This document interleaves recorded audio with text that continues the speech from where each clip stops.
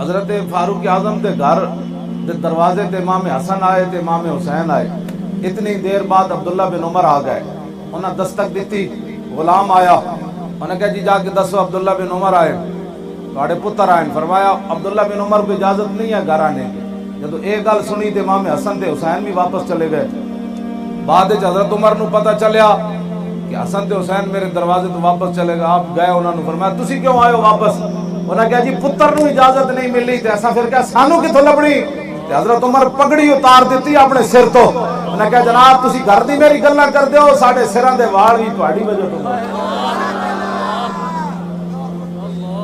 جی دین نہیں پڑھیا تو پھر پڑھو.